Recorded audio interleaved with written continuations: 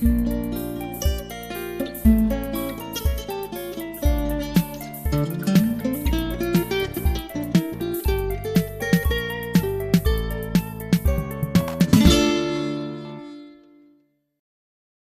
like to talk about watercolour paper today.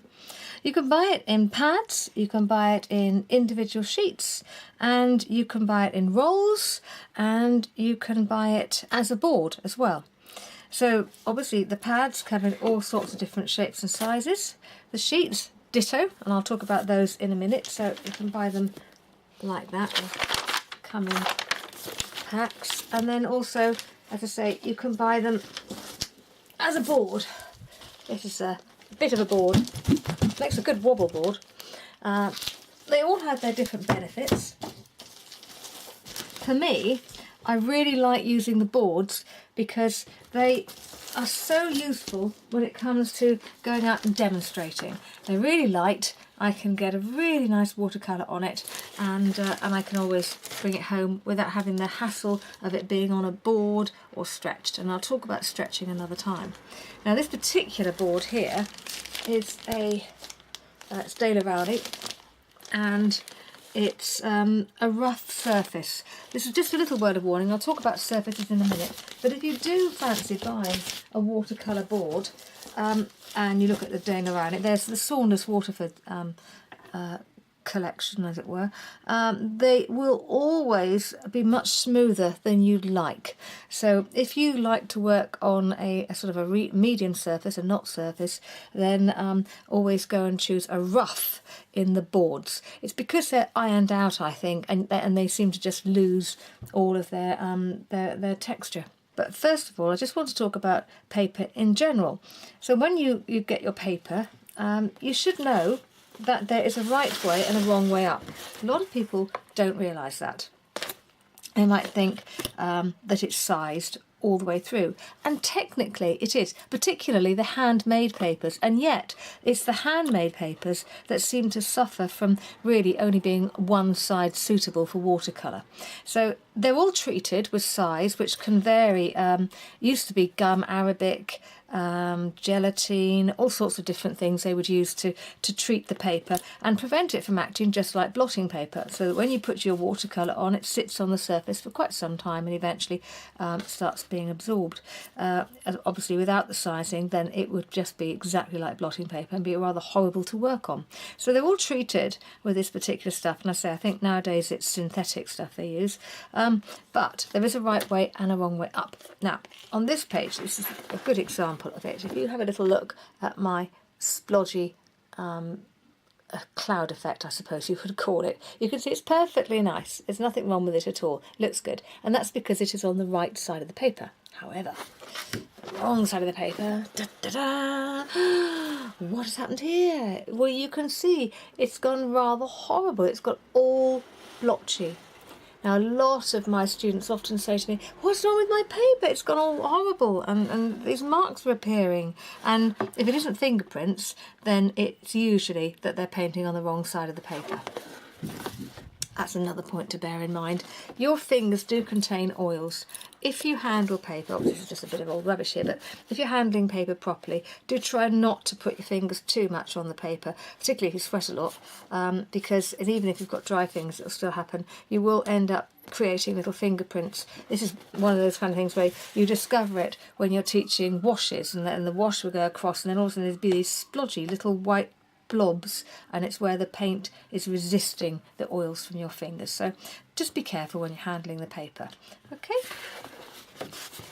Very important when you have your paper that you know what size up it is. So if you get your sketchbook, first thing you should do is just go through it and just do a little tick in the corner of every single sheet, just to say what side the paper should be up. When you do have sheets of paper and they're loose, then obviously exactly the same thing, just write down what they are. If you do buy packs of paper, mixed packs of paper, then again try and write down what the sheet is too. to try and identify if it has fallen on the floor and you haven't written anything on. If it's got a watermark, then brilliant, that will tell you immediately. Just hold it up to the light and you will know.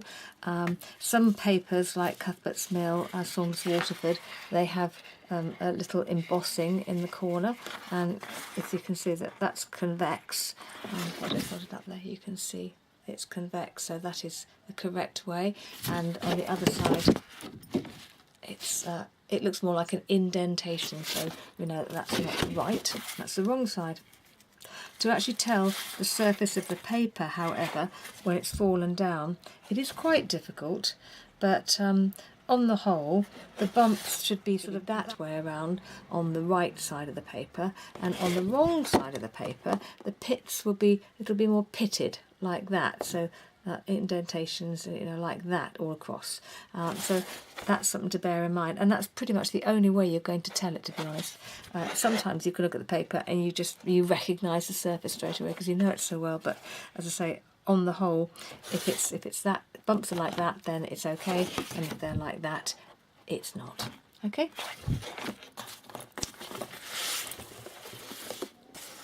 The paper comes in different sizes. There are two main types of size. There are imperial, and then there would be what you'd call, I suppose, international European. A lot of the time it's referred to as European, and that would be your A4, A2, A1, A3. The imperial tends to be the way you buy your paper if it is handmade. So a sheet like that, which is handmade, will probably be a half imperial. I know you can't see it. It is. Take it from me. And just like the watercolor, the European sizes, they reduce down by half. So you know you get that size, then it's that size, and then it's that size, and then it's that size. So downwards like that, exactly the same way. They're not the same, so don't get confused with them. Imperial is never exactly the same as the European.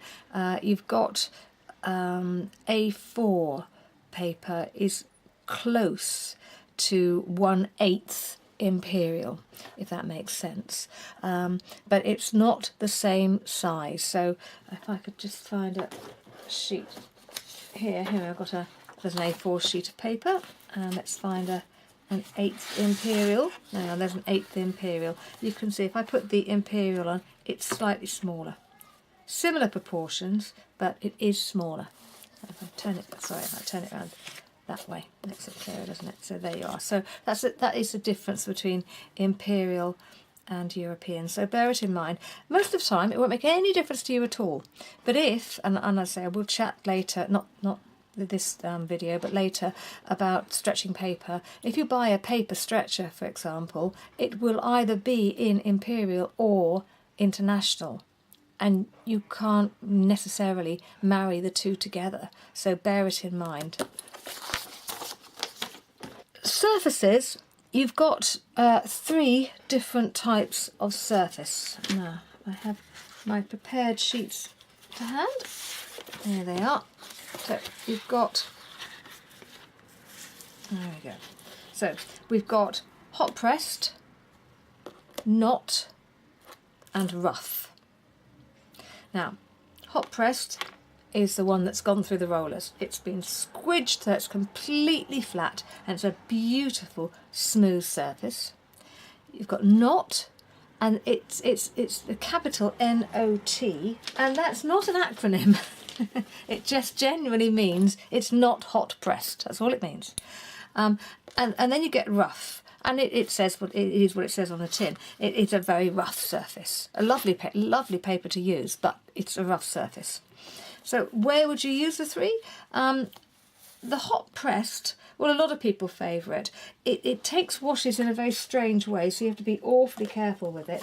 But as a general rule of thumb, a hot pressed paper would be for something like this, a little bit of a botanical study, and all botanical artists tend to favour it because it's completely smooth. You're not getting the texture, and when you want very, very fine detail, then you really do need to have something to take it, and this paper is ideal for that.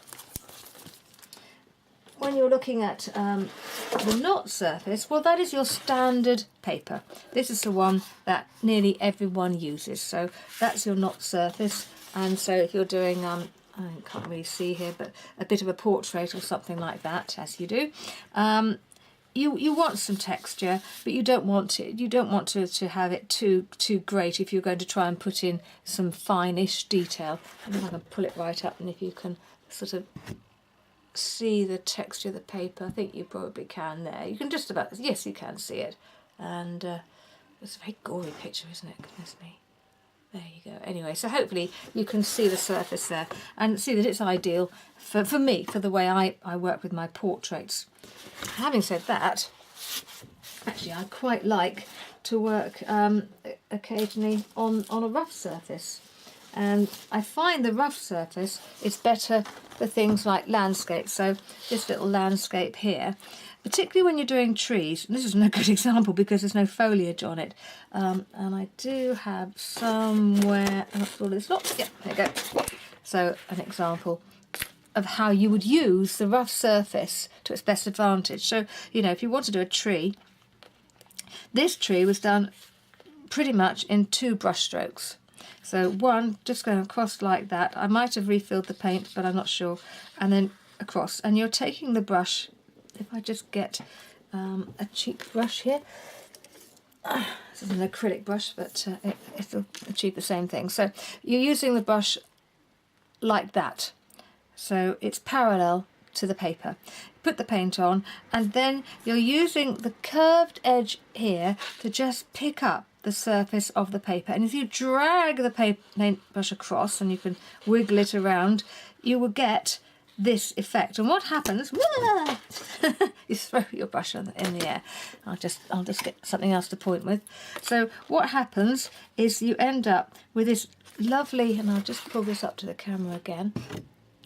This lovely surface which picks up the edging and the texture of the paper, and you get what looks for all the world like leaves and the edges of leaves. So it's a really lovely paper to work on, and you can see on the actual tree trunk itself, again, very, very sort of delicate little edges, very natural looking, and again, you know, just brushing it across there, fantastic. The artist, the watercolourist Fletcher Watson, is a fantastic person to look up, because he used rough paper most of the time, and he always used to pick up the surface of the paper like that with the side of his paintbrush. So something to bear in mind. So that's why you would use rough paper, and as I say, it works very, very well. And I'll just get rid of that. You have also to consider the weight of the paper, and the weight of the paper, well, it comes in different weights. So the lightest weight that you could buy would be £90. 140 is your standard, so when you buy a pad it's almost certainly going to be 140. It also say 300 GSM, but it's just a different way of saying £140. And then there are 2 other ones up from that. There's £260 and £300. So they're the very heavy weight. So I've got an example here. So this is £140. You can see it's quite flippy floppy. This weight you have to stretch, and the £90 you definitely have to stretch, because the second you put water on that, it'll turn into a concertina. So if you don't like your paper to cockle, then you really, really do have to stretch it. So £90, £140, you must stretch. When you get up to the £260, it's a moot point, actually. This is one I did earlier, so this is a £260, and you can see it's much stiffer, isn't it? Really, really stiff. And actually, I did this on location in Italy.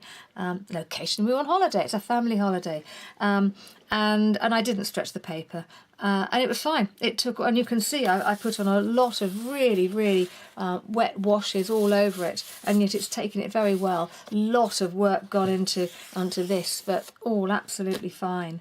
So that's something to bear in mind. You know, you can get away with it. And then this one, this didn't have many washes on it, but now we're talking. This is £300, and you can see you can see how thick it is. It's almost like card. But obviously, when you look at the edge, you can see that this is just beautiful handmade paper. So that's very, very, very thick.